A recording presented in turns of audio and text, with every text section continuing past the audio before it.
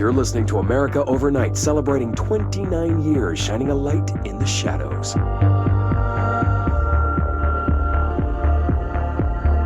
Thank you for staying with us. Here's our first caller. Hi. What I'm about to tell you, if they found out, I don't know what would happen. If who found out, brother? The men in the suits. They told me it was an industrial accident, but this is something else. Something nobody talks about. Ordinary. This certainly doesn't sound very ordinary, caller. No, not ordinary. Ordinary. It's a town. And it wasn't an industrial accident. I mean, that's what they said, but that's bullshit. Whoa, please watch the language, caller. It may be 2 a.m., but we're still a family show. I'm sorry. It's just, my brother lived there. They said the town was destroyed, but it wasn't. I went there.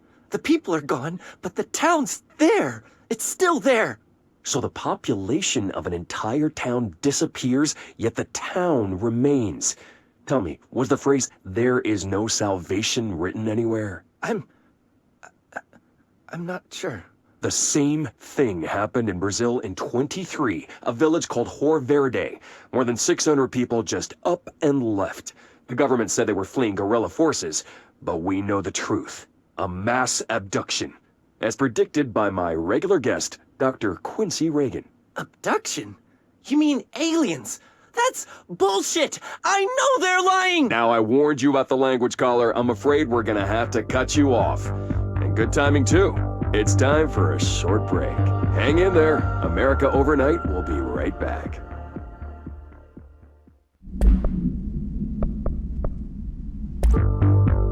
You're listening to America Overnight, broadcasting the truth no matter the consequence for 29 years and counting. Thank you for staying up with us. We've received an interesting letter here at the program. If you'll humor me, I'd like to read it. Dear America Overnight, I can feel myself becoming gigantic. It's constant. A growth in all directions, in each cell. Only when I measure myself, it says I'm the same height. I weigh the same weight. I've read that the universe is expanding. If that's the case, then 5'3" is taller than what 5'3" was yesterday. I feel it all the time. This expanding. I always have. I don't know why. Sometimes it's all I can do just to ignore it. People write about the universe expanding like it's happening slowly, but it's not. We were the size of mice yesterday. Now mice are the size of us, and we are the size that mice will be in 2 days. How long can this go on for? There must be an end, right? A limit? An edge? What happens when we reach it? Does anyone else feel this? Can anything be done? And that's signed Kate from Michigan. Well, how about it, America? Have you felt the universe expanding? Do you know how to stop it? Should we even try? America Overnight will be right back. You're listening to America Overnight, now in our 29th year, lifting the veil between fiction and reality.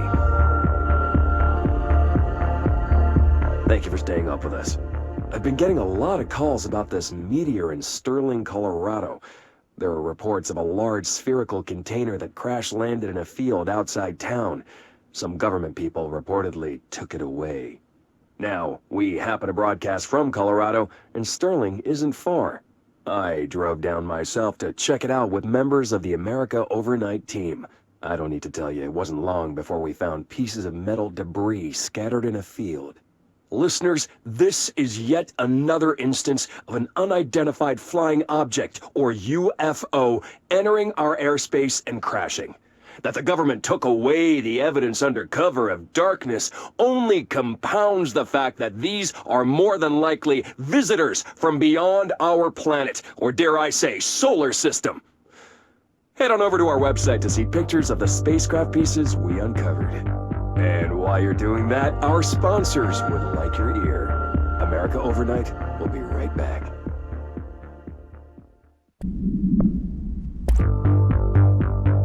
You're listening to America Overnight, mystifying the airwaves for more than 29 years. Thank you for staying up with us. Ghosts. We've had many callers over the years tell us of hauntings, voices, and other phantasmagorical phenomena. Today, friend of the show Dr. Quincy Reagan tells his story. Quincy. Thanks. This is something I experienced recently while staying at the Chili Pines Motel in Macon for last year's SuspiciaCon. I was in room 47. The night manager, an avid listener of the program, insisted I take this particular room. Now, the manager explained that years back, the body of a man was discovered under the bed, inside that wooden border that motel beds tend to have.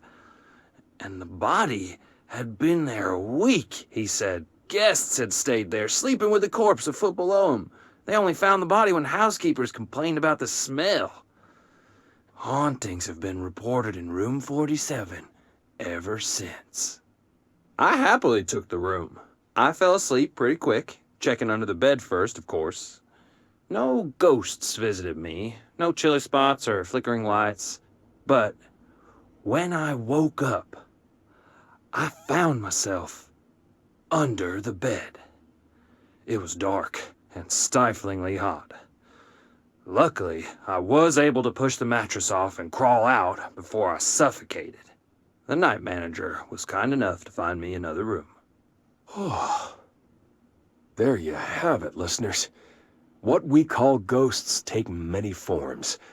Quincy was brave enough to tell his story, and I encourage you to keep calling and writing whenever you encounter something strange, something you can't explain. Maybe you're seeing colors that we have no name for. Maybe your toaster is possessed. Remember, dear listeners, when no one else believes you, we do. America Overnight will be right back.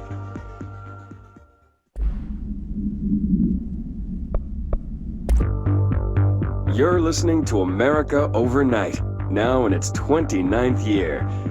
Or is it?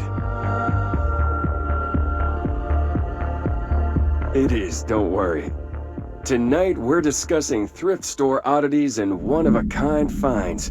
Peggy's on the line from Biloxi. She and her husband found a beautiful Himalayan salt lamp at a garage sale. Tell us about it, Peggy. I'd heard of salt lamps, you know, those glowy rocks you plug in. They're supposed to release negative ions. Clear the air?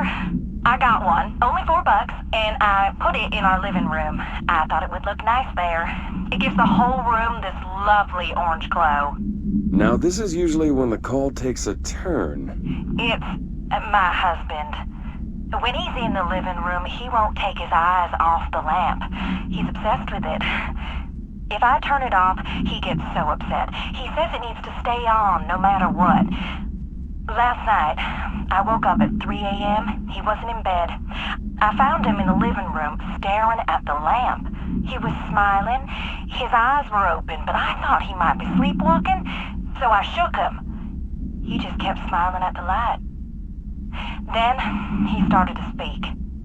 He said, every time a reflection reflects itself, it gets a little greener. I've read that. And then he turned to me. He was still smiling, eyes open. My husband's eyes are brown, almost black. But the eyes of the man in the living room last night, his eyes were green. Sounds just like Decatur. Get everything you can out of her, then call HQ. Peggy, I'm so sorry to cut you off there, but we need to go to commercial. I'd like you to stay on the line, though. My producer, Karen, needs a little more information. Okay? Okay. America Overnight. We'll be right back.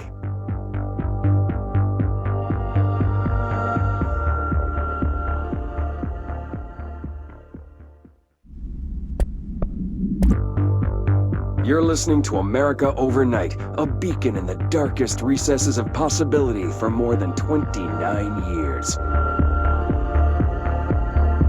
We have another letter from a listener. This one's unsigned but postmarked from Toledo. It says, "Dear America Overnight, I have the most wonderful appliance for your listeners. It is a miracle of God. A fondue set. A fountain. A blessed gift. Blessed is spelled with a capital B. Go on, they write. Dive on in. It is molten hot, perfect for meat. No signature. As far as I know, no fondue set was sent to us here at the studio. Just this letter. Wait, I think there's something else in the envelope. Some kind of black powder with white shards in it? Bone, maybe? Karen, what is this? Karen? You're on the air, Karen. Where are you? What? What's this powder in the booth? Is this ash? Oh God. Karen? How do I cut to commercial?